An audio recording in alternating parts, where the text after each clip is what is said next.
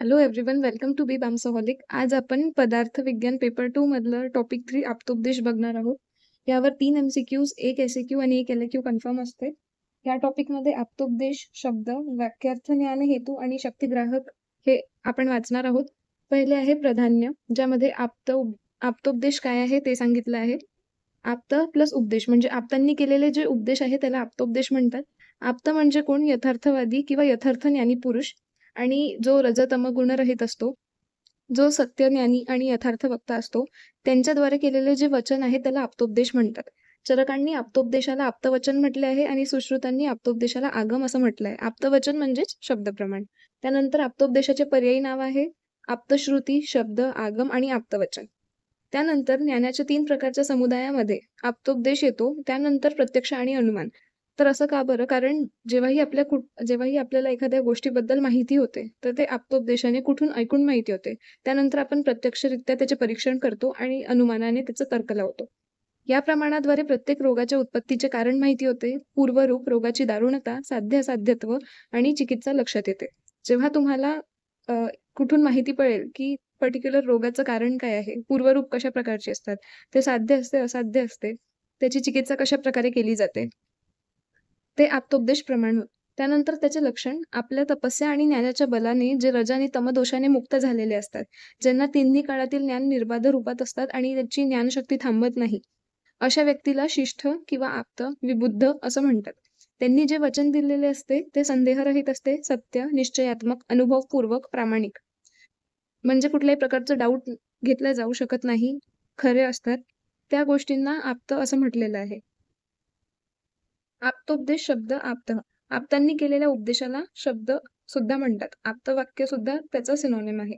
त्यानंतर स्वरूप. आप्तवाक्य शब्द प्रमाण आहे. म्हणजे जे ऐकून आपल्याला प्रमाण सिद्ध होते ते आप्तवाक्य. आप्तजनांच्या उपदेशाला ऐतिह्य सुद्धा म्हणतात. त्यानंतर प्रकार. आप्तोपदेशाचे 2 प्रकार आहे, दृष्टार्थ आणि अदृष्टार्थ.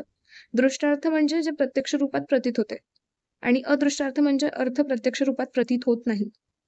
म्हणजे जे आपण स्वतःहून ऐकलेलं आहे, जे दुसऱ्यांनी सांगितलेलं आहे आणि अदृष्टार्थ म्हणजे जे फक्त ऐकण्यात आलेलं आहे कुठून तरी. त्याचं आपल्याला प्रत्यक्षपणे अस्तित्व असल्याचं जाणीव माहिती नाही.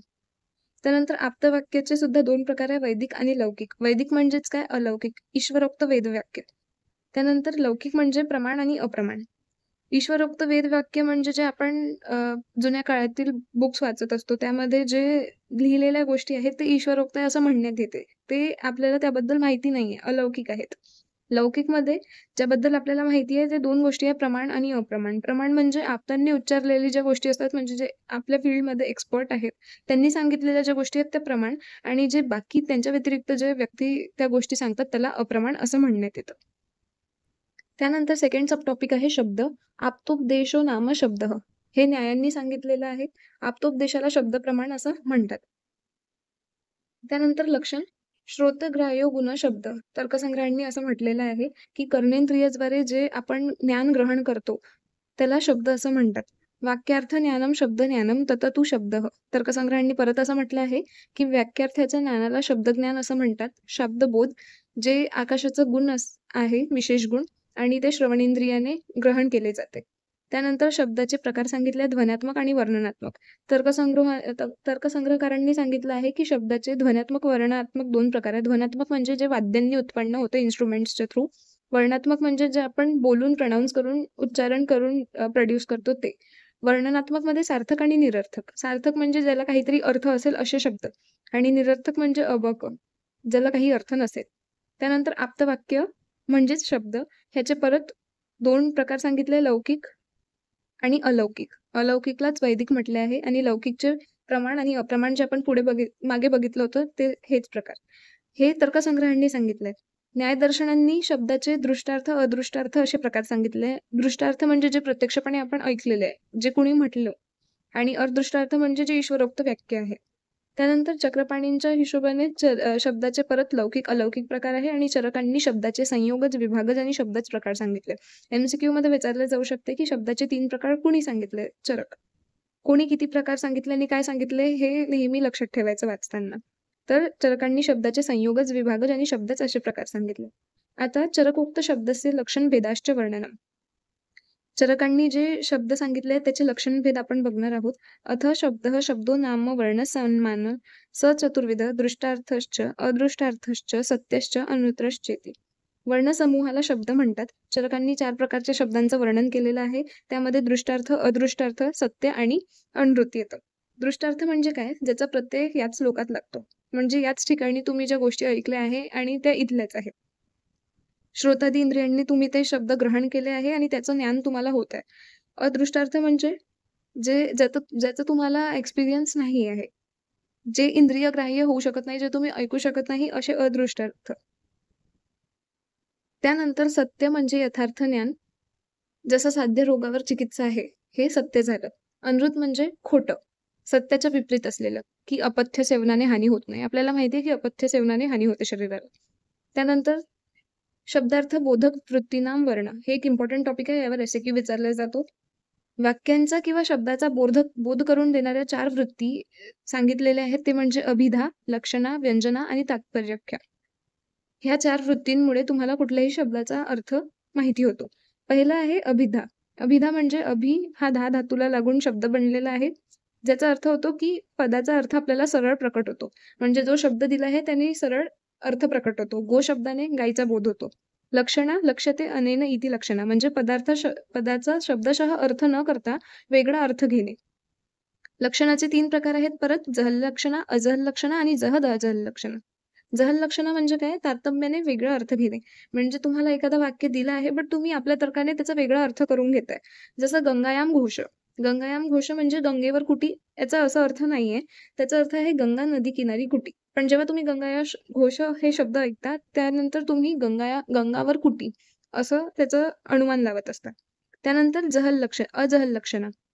शब्दाचा अर्थ बरोबर असतो, पण त्याहून दुसराही एखादा वेगळा अर्थ असू शकते, असं त्यांचं म्हणणं आहे. म्हणजे यालाच उपादान लक्षणा सुद्धा म्हणतात.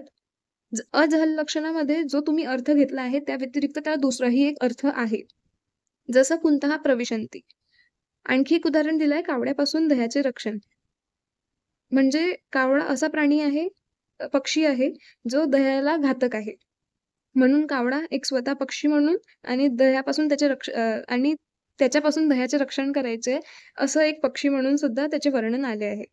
त्यानंतर जहद अजहल लक्षणा. त्यालाच भाग लक्षणा किंवा लक्ष्य लक्षण संबंध सुद्धा म्हटलं आहे. म्हणजे आपल्या अर्थाचा काही अंश सोडून किंचित अंशाचा बोध होणे. सोयम देवदत्तः. दोन्ही विरोधी अंश सोडून तो हाच देवदत्त आहे असं त्याचा अर्थ होणे. हे तुम्हाला एक्झाम्पल्स लक्षात ठेवायचे आहे, कारण ह्यामध्ये तुम्ही तुमचे स्वतःचे एक्झाम्पल टाकू शकत नाही. त्याचा अर्थ कळून घ्या की जहल लक्षणा काय, अजहल लक्षणा काय आणि जहद अजहल लक्षणा काय आणि एक्झाम्पल लर्न करून घ्या. त्यानंतर तिसरं आहे व्यंजना. अलंकारिक वृत्ती. व्यंजते अनया इति व्यंजना. म्हणजे व्यंग स्वरूपाने घेतलेला जो अर्थ आहे, जो आपण मजाक मस्तीमध्ये करत असतो, त्याला व्यंजना म्हटले आहे. ज्यामध्ये अभिधा आणि लक्षणा दोन्ही शक्तीद्वारे श्रोताला अर्थ कळत नाही, तेव्हा व्यंजना ह्याने अर्थ कळतो. जसं उदाहरण दिलं, आई मुलावर रागवते तेव्हा इकडे ये तुला गरम पोळी देते असं म्हणते, तर मुलगा आणखी दूर पडतो. त्याला वाक्याचा नेमका अर्थ कळलेला असतो. त्यानंतर आहे तात्पर्याख्या. चौथं, काही शब्दांचे अनेक अर्थ असतात आणि सर्व मुख्य असतात. अशा वेळी काय, आपण जो सेंटेन्स बोलत आहे त्याच्यावर डिपेंड करते किंवा त्या सिच्युएशनवर डिपेंड करते की तुम्ही नेमका कुठला अर्थ घेणार आहे. जसं भोजनाच्या वेळी सैंधवम आनेय. सैंधवचा अर्थ घोडा सुद्धा होतो आणि सैंधवचा अर्थ मीठ सुद्धा होतो. पण जर तुम्ही भोजनाच्या वेळी ते म्हणत आहे, याचा अर्थ असा आहे की सैंधव लवण आण. त्यानंतर आपण वाक्यार्थ ज्ञान हेतू बघू. वाक्यार्थ ज्ञान हेतू म्हणजे काय, की वाक्यामध्ये जे शब्द आहे त्याचे ज्ञान कसे करायचे, कुठल्या कारणामुळे त्याचे ज्ञान तुम्हाला होते. तर तर्कसंग्रहकारांनी वाक्यार्थ ज्ञान हेतूचे म्हणजे उपायाचे 3 प्रकार सांगितले आणि मुक्तावलींनी 4 प्रकार सांगितले. हे MCQ मध्ये विचारलं जाऊ शकतं. त्यानंतर त्याचे 3 प्रकार मेन आहेत, आकांक्षा, योग्यता आणि सन्निधी. चौथं तात्पर्य सांगितलंय. आकांक्षा म्हणजे काय, एका शब्दाचा अर्थ दुसऱ्याच्या अपेक्षेने कळतो. म्हणजे कुठल्याही एका शब्दावरून तुम्हाला त्याचा अर्थ कळणार नाही, त्याच्यासाठी तुम्हाला ॲडिशनल कुठला शब्द यूज करावा लागेल. जसं राम आणि श्याम शाळेत जातात. जर तुम्ही फक्त राम आणि श्याम हे शब्द यूज केले तर तुम्हाला नेमका त्याचा अर्थ कळणार नाही. पण त्यासोबत मग जर तुम्ही शाळेत जातात हे शब्द सुद्धा ऍड केले तेव्हा तुम्हाला त्याचा नेमका अर्थ कळणार. त्याला आकांक्षा म्हणतात. योग्यता म्हणजे अर्थस्य अबाध योग्यता. तुम्हाला हे छोटे छोटे श्लोक सुद्धा लक्षात ठेवायचे, जे मी वारंवार प्रत्येक व्हिडिओमध्ये सांगत आहे, कारण ह्यावरून MCQ वाक्याच्या अर्थाला बाधा नसणे म्हणजे योग्यता. जेव्हा कुठल्याही वाक्याला बाधा येत नाही म्हणजे तिथं दुसरं काही डाऊट क्रिएट होऊच नाही शकत. जसं अग्नीने सिंचन करणे. सिंचन म्हणजे इरिगेशन. इरिगेशन हे कधीच अग्नीने होऊ शकत नाही. या स्टेटमेंटला कुठेतरी बाधा येत असते. आणि त्यामुळे आपण त्याचा अर्थ ग्रहण करू शकत नाही. तर असे सेंटेन्सेस ज्यावर कुठलंही क्वेशन अराईज होऊ शकणार नाही, त्याला योग्यता म्हणतात आणि ते आपण अ, त्यामुळे आपण ज्ञान घेऊ शकतो. जसं ह्या ठिकाणी जर पाण्याने सिंचन करतो असं आलं असतं, तर त्याला कुठलीही बाधा येत नाही. तो वाक्य योग्य असतो. चुकीचं नसणे म्हणजे योग्य. सन्निधी पदानाम अविलंबेन उच्चारणम सन्निधी. म्हणजे वाक्यातील पद जर अविलंबाने उच्चारल्या गेली तर त्याला सन्निधी म्हणतात. अविलंब म्हणजे एप्रोप्रिएट वेळेत. जर तुम्ही वाक्यांमध्ये जर 3 शब्द आहेत, जर ते एकामागे एक खूप आरामात यूज करत असाल, तर त्याचा अर्थ वेगळा होतो किंवा ते अर्थ लक्षात पण येणार नाही. पण तेच तुम्ही जर शीघ्रतेने उच्चारण केले, तर त्याचा नेमका अर्थ कळतो. उदाहरण गाय येत आहे. गाय म्हटल्यावर जर तुम्ही बऱ्याच वेळाने येत आहे म्हणाल, तर त्याला काही अर्थ उरणार नाही. शेवटचं तात्पर्य प्रकरणवशात तात्पर्याचे ज्ञान होते. सैंधवचा अर्थ अश्व व लवण दोन्ही होते, पण जेवताना लवण हाच अर्थ घेतला जातो. म्हणजे तुम्ही कुठल्या सिच्युएशनमध्ये आणि कोणत्या गोष्टीसाठी यूज करताय तो शब्द, त्याच्यावरून त्याचा अर्थ कळतो. हे झाले वाक्यार्थ ज्ञान हेतू. आता आपण शक्तिग्राहक बघणार आहोत. ह्या टॉपिकचे सगळे जे सब टॉपिक्स आहेत त्यावर एस-ए-क्यू विचारण्याचे चान्सेस फार आहेत. त्यामुळे सगळे तुम्हाला व्यवस्थित करायचे आणि मेन म्हणजे तुम्हाला ते कसेही समजले तरी एक्झाम्पल बुकमध्ये दिलेलेच लिहायचे. पदामधील ज्ञान देण्याचे धर्म म्हणजे शक्ती. कुठल्याही पदामधून जे तुम्हाला ज्ञान होते, तर ते त्याच्या शक्तीमुळे होत असते. प्रत्यक्ष ज्ञान म्हणजेच पदशक्ती ज्ञान, त्याला शक्तिग्रह सुद्धा म्हणतात. पदशक्तीच्या प्राप्ती साधनाला शक्तिग्रह म्हणतात. म्हणजे ज्या पदाने तुम्हाला ज्ञान होत आहे, त्यातली जी शक्ती आहे, ज्याच्यामुळे ज्ञान होत आहे, त्याला शक्तिग्रह असं म्हणता येईल. शक्तिग्रहम व्याकरण उपमानकोश आप्तवाक्यात व्यवहारश्च वाक्यस्य शेषात विवृत्ते वर्धन्ति सन्निध्यतः सिद्धपदस्य वृद्धाः. मनुष्याला शक्तिग्रह ज्ञानासाठी 8 शक्तिग्रह साधने सांगितली आहे आणि त्यांना शक्तिग्राहक म्हणतात. म्हणजे जर तुम्हाला कुठल्याही पदाचा अर्थ घ्यायचा आहे, अर्थ ग्रहण करायचा आहे, त्यासाठी 8 शक्तिग्रह साधन सांगितले आहे. म्हणजे तुम्हाला एखादा शब्द दिलाय, तुम्हाला त्याबद्दलची माहिती हवी आहे, तर तुम्हाला या 8 गोष्टींपैकी कुठल्याही एका याच्याने त्याचा अर्थ कळू शकते. पहिलं आहे व्याकरण. जर तुम्हाला एक शब्द दिला आहे आणि तुम्ही त्याचा मूळ धातू, प्रत्यय, उपसर्ग, विभक्ती ह्या सगळ्या गोष्टी ओळखल्या, त्याने तुम्हाला इझिली त्याबद्दलचे ज्ञान होऊ शकते. जसं भू धातू त्याचा अर्थ असतो असणे किंवा होणे. भवभूत आपल्याला माहिती आहे. त्याचप्रमाणे पच धातू असेल, पचती हे त्याची क्रिया झाली. पचन करतो असा त्याचा अर्थ होतो. तर ह्यालाच जर तुम्ही प्रत्यय लावलं, तर पाचक सुद्धा अर्थ होतो म्हणजे अन्न शिजवणारा आचारी. तर अशा प्रकारे तुम्ही पदाला जर त्याचं मूळ धातू, प्रत्यय, विभक्ती वेगळे करून बघितलं, तर त्याचा अर्थ कळतो. नाहीतर मग उपमान आहेच. म्हणजे जेव्हा एका वस्तूची दुसऱ्या वस्तूसोबत तुलना केली जाते, तेव्हा सुद्धा तुम्हाला त्याबद्दलची माहिती होते. समजा तुम्ही वनगाय बघितली आहे. तुम्हाला जंगलात वनगाय दिसली आहे. तुम्हाला त्याबद्दल माहिती नाहीये. बट तुम्ही त्याला गायीसोबत कंपेअर करून त्याबद्दलच्या काही गोष्टी माहिती करू शकता. त्यालाच उपमान म्हणतात. म्हणजे प्रसिद्ध वस्तूसोबत तुलना करणे. कोश कोश म्हणजे समानार्थी पदांचा संग्रह, ज्याला आपण डिक्शनरी, निघंटू असं म्हणतो. अमरकोश ग्रंथात अनेक शब्दांचे अनेक अर्थ दिलेले आहेत. चौथा आहे आप्तवाक्य. आप्तांद्वारे केल्या गेलेल्या गोष्टी किंवा वचन जे आहे, मोठ्यांपासून बालकांना जे होते, म्हणजे त्या फील्डमध्ये जे एक्सपर्ट लोक आहेत त्याकडून जे ज्ञान तुम्हाला मिळत असते, त्याला आप्तवाक्य असं म्हणतात. व्यवहार आपल्यापेक्षा मोठ्यांचं व्यावहारिक कार्याला बघून शक्तिग्रहाचे ज्ञान होणे. म्हणजे मोठे लोकं किंवा जे त्या फील्डमध्ये एक्सपर्ट आहे किंवा ज्यांच्याकडून आपण शिकत असतो, असे लोकं त्या शब्दाचा प्रयोग कुठे आणि कशाप्रकारे करतात ह्यावर आपण त्याचे ज्ञान ग्रहण कसं करतो हे डिपेंड करते. वाक्यशेष शब्दांचा संदर्भाने अर्थ घेणे व ग्रहण करणे. म्हणजे तुम्हाला जर एक एक शब्द दिलेला आहे. तुम्हाला त्याचा नेमका अर्थ माहिती नाहीये. पण तुम्हाला त्यासोबत एक सेंटेन्स सुद्धा दिलेला आहे, ज्यामध्ये ते शब्द यूज केले आहे. तर तुम्ही त्या शब्दाचा अर्थ सेंटेन्सवरून प्रेडिक्ट करू शकता. विवृत्ती म्हणजे विवरण, डिटेल. ग्रंथात पदाचे अर्थ विवरण केले असणे, निरनिराळी पदे सांगून अर्थ सांगणे. म्हणजे एखादा शब्द दिलेला आहे आणि त्याबद्दल डिटेलमध्ये सांगितलं गेलेलं आहे, उदाहरणं वगैरे दिली आहे, तर त्यावरून तुम्हाला त्याचा अर्थसुद्धा कळतो.